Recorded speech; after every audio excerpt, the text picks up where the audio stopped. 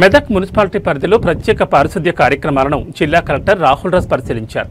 ఈ సందర్భంగా జిల్లాలో పారిశుద్ధ్యంపై ప్రత్యేక దృష్టి సారించినట్లు కలెక్టర్ రాహుల్ రాజ్ తెలిపారు.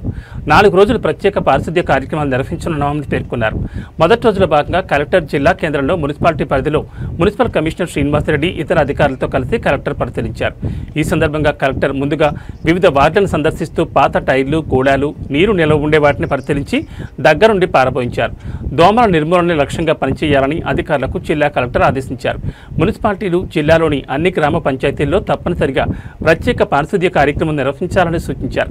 గ్రామ పంచాయతీ ప్రత్యేక అధికారులు, మండల ప్రత్యేక అధికారులు తప్పనిసరిగా గ్రామాలను సందర్శించి లార్వా లేకుండా అన్ని ఇండ్లు ఉండే విధంగా చూడాలని వివరించారు.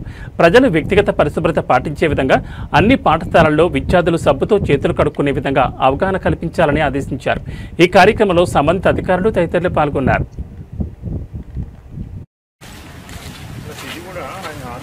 చెప్పాలండి వాళ్ళు ఇట్లా ఓపెన్ గ్లాసెస్ అవన్నీ ఉంటే కూడా తీపిచ్చేసేయండి. ఇటువంటి వాటిలోనే వస్తాయి. వాళ్ళకి చెప్పేసి తీసుకొని లోపల పెట్టుకోమని చెప్పండి. మేము అయిపోలేదా మరి ఆ డివైస్ చేస్తాం.